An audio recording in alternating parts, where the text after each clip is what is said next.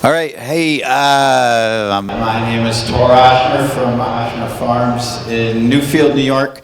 I'm going to talk a little bit about what all this grain looks like down on the farm and kind of what we're up against as farmers. A little bit about my farm. Those of you who don't know me, we're established in 1993, started as a small vegetable operation and then couldn't really stop ourselves and grew into, I would say, what's now maybe a medium-sized grain farm. We're doing, I think this year we're going to be at 1,400 acres. We just picked up some land. And we've been 100% farm income since 2003. And my operation is all certified organic. There's a little picture of our farm. We're south of Ithaca, New York, kind of in a sort of hilly region. I don't know that it's probably the best ground in the United States for grain, but it grows good small grains and we've made it work. I'm also part owners of these two businesses, Farmer Ground Flour, and with my partners Greg Mull and Neil Johnson, and with Stefan and Wide Awake Bakery. I don't work at either one of these two places, but have some ownership in them, and have used them to, market the crops on my farm, and now working with about 10 other farms that also grow for our flour mill. So in the Northeast, I'm not going to get into the production issues, but growing a nice crop, that's like half the battle as far as I can see what we're up against. Where I see a lot of farmers getting this wrong of meeting quality grade is some of the production stuff, harvest management stuff, and I'm going to talk about a little bit of that so you see sort of, those of you who are end users see some of the stuff we're up against, and talk about some of the economic challenges of this as we move forward. And, before I go any further, I just want to everybody who put this thing on. This is really, really awesome and really encouraging to see all the interest in local grain. And I honestly could have never imagined this when I got started, that there would be so much interest. So it's for me really, really cool. So what's one of the biggest problems with farming, right? Right from the get-go, farming is a backwards business model. I mean, as soon as I started doing this as a full-time occupation, you realize that you're buying everything retail and you're selling everything at the absolute lowest prices, bulk, on the tractor trailer. Imagine if you took all your beer and you put it in a tractor trailer truck and sold it off for peanuts. Then you'd be a farmer, right? So I guess that's why they say for peanuts, right? So, I looked up, the farmer's getting 12% of the retail dollar. This is not a viable business model right from the get-go. And then you add in weather and all the other things you're up against in agriculture.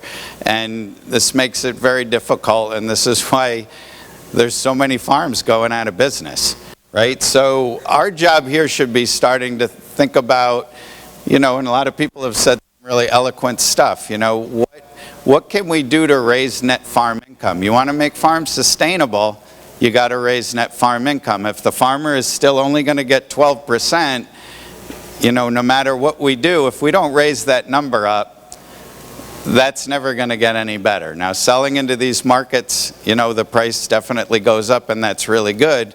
But I think all of us as business owners, and we've done this at our flour mill, sort of as its mission statement from the beginning, was to give farmers a bigger slice of the pie when we sell our flour.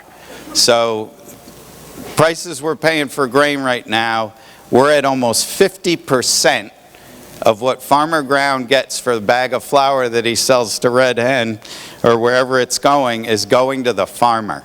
Now, until that percentage changes in how much businesses are making off of what the farmer is selling them, the situation is maybe going to get better, but not really better. I mean, in my mind, the farmer's taking all the risk, putting the money down on the table. When we get wheat at the mill and we've got the wheat in the bin and we have to grind it into flour, there's not a lot of risk there. You know, all right, we could screw up the grinding process or whatever, but the farmer takes this gigantic leap of faith, borrows all sorts of money, puts it in the ground, then hopes to hell it works out. There's got to be some percentage of that goes back to the farmer for all that risk he takes. And so that, you need to have open conversations about that. Get off my my high horse and just keep talking here. So these are some of the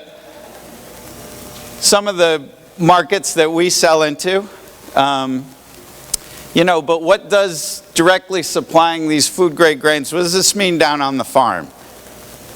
You know, so I would say one of the biggest things is, and everybody's talked about this a lot, and it's totally true, it's a relationship game. You know, here's Ben and Christian and Andrew. You know, these guys have become really good friends of mine. We work a lot together. We do a lot of business. And, you know, having that relationship with them and realizing that we're all in this together, for me, that's, you know, one of the number one things that both businesses and farmers, you need to make that connection. And people have talked about that already, but I just want to emphasize that, because to me that's really important. You know, what else is food grade? For me, it's this feedback loop, and we've talked about that a little bit. You know, how do I become a better farmer? How do I do a better job providing you what you need? You know, I need to hear that, and you need to hear from me what my problems are and what's going on in the field. And we need to create this loop to create a product that everybody can use. And that's Greg, who I work with at Farmer Ground Flour, checking out some wheat, and it looks like, I'm hoping he says it's not a bunch of crap.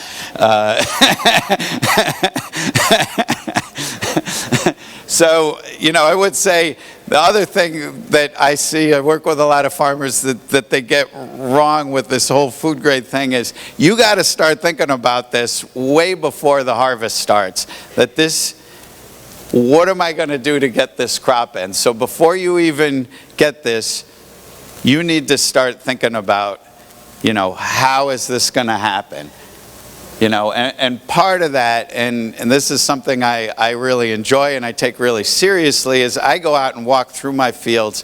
I look for disease problems or other quality issues, and then make notes so I know before I go in there and harvest the grain, is there a fusarium problem? Do I see a lot of tombstone kernels? What do I need to do? How can I set my combine so that when I thresh this stuff, I can get rid of a lot of that? Or do I need to separate this into separate lots so that I don't pollute one good lot with another lot that's got some quality problems? And of course, this all takes, you know, my big conventional neighbor, he calls my place Munchkin Land, because I have tons of tiny little bins so that I can separate all this stuff out so that I don't sell anybody something that's not the right quality, and I can separate by quality. But of course, this all takes infrastructure and takes knowledge and takes time to go out there and keep an eye on it. You know, the other thing, if you're a conventional guy, this may not be a big deal. For us, organically,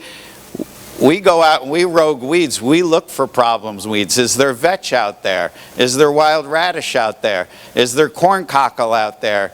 You got to pull that stuff out, or it's going to go to seed. It's going to get into the crop. It's going to be really difficult to clean. Or in the case of wild garlic, it could destroy your whole crop and make it unusable. So you need to rogue those fields. You need to walk those fields, and this all takes time. And, you know, lots of gin and tonics and things like that to get you through there. You know, other thing that's really important is, you know, does this person have the capacity to get this crop in on time and at the peak when it's ready to go? You know, do they have any redundancy in their harvesting system? We have 3 combines, so if one breaks, we go and we grab another one, because this is do or die time, especially for small grains. If you don't get this at the right time, you could lose all the quality. Everything you put in for the whole year could be gone right then and there. So another thing I see guys just totally blowing is taking really bad samples. You got to give a really good representative sample to the person you're selling to. If you give them a sample and it's not representative of everything you have, and then you send them grain, you send to the maltster some barley that you sent them one sample out of one field and it tested on one date this certain way, and then you harvested the rest of that, say, 3 weeks later, and the falling numbers are shot and it won't work, well, you've done yourself a disservice and you've done them a disservice. Did you mix that all into the same bin and spoil the whole lot? You know, those are the kind of things, if you don't do a good job sampling, and sampling isn't hard. You know, we take 3 cupfuls out of every truck that come onto the farm that go into the bin, and we blend that together to get a representative sample. It's simple, but a lot of people are just not doing this on the farm, and this is something that, you know, food grade producers need to produce a quality product that is saleable to end users. You know, we send everything through a barrel cleaner, no matter how clean it looks coming in. You know, this is a really important one. In the humid Northeast, you know, one of the challenges we have with harvest is a lot of times it's raining. Rain can ruin your harvest right away, you know.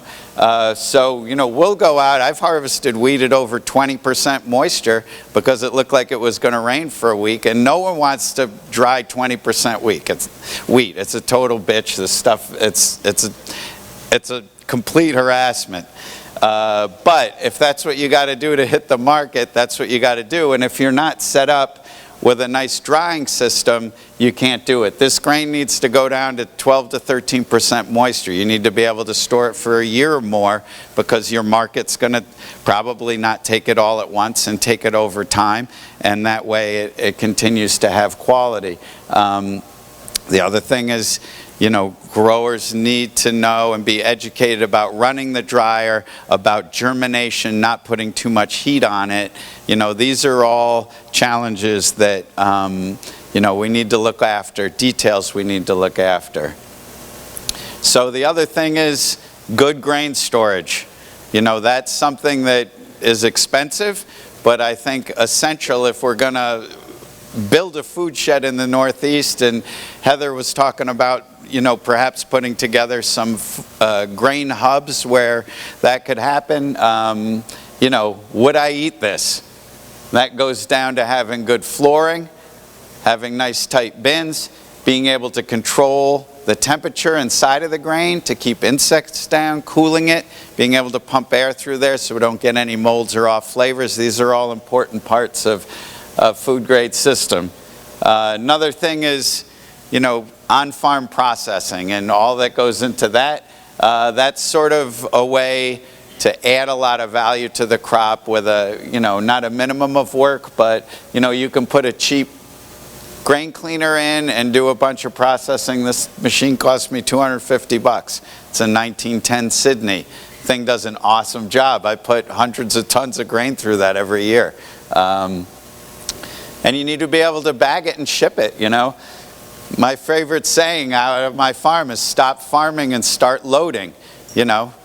Somebody calls me up, they need 2 sacks of soft white wheat or something, and we're in the middle of planting corn, and that's got to go out that day. You got to get off your corn planter, drive back to the farm, meet the truck, and put it on.